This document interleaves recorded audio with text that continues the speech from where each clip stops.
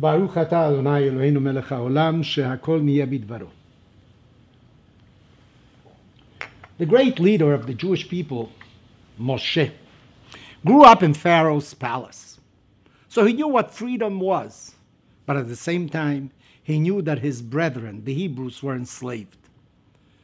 But he only heard about it. It was necessary for him to go out and to see really the rigor of the enslavement. And when he saw that one of the Hebrew slaves was being unduly punished, he came to his rescue and killed the Egyptian. Because of it, he had to run away. He married Tzipporah, the daughter of a priest by the name of Yitro. And he led a quiet life. Moses is now 80 years old. And at this age is when his saga really begins.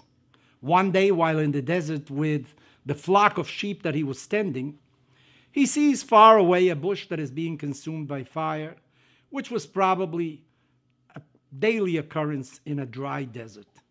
However, this bush catches his attention because it is not being consumed by the fire. Time passes and the fire is still there. Moses goes near the bush and he realizes it's a strange spectacle that he is observing. He hears the voice of God that tells him, Shal na'alecha me'al raglecha. Take off your shoes because you are stepping on holy ground.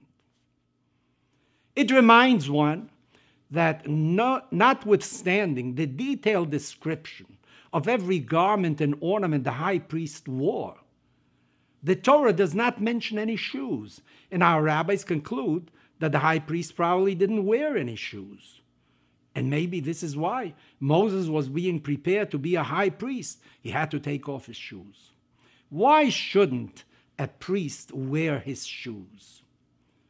My teacher, the revered Rabbi Joseph B. Soloveitchik, suggested the following.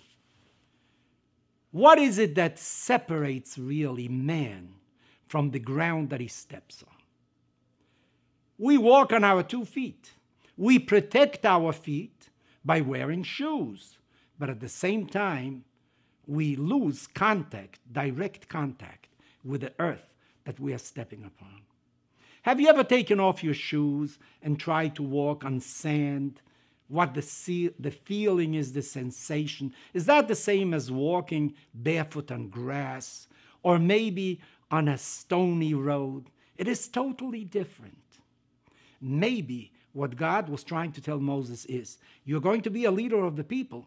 You cannot be separated from nature. You have to feel the beat of every heart in the Jewish people. There is a tendency for the president to be isolated. The leader is surrounded by people that tell him how great he is. They laugh at all his jokes.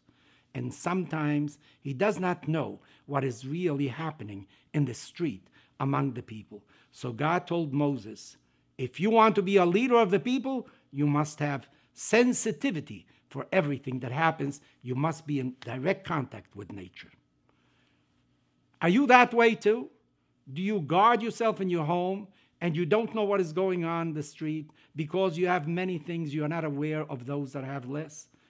Take off your shoes sometimes, step on the ground, and get a greater feel for what is going on around you.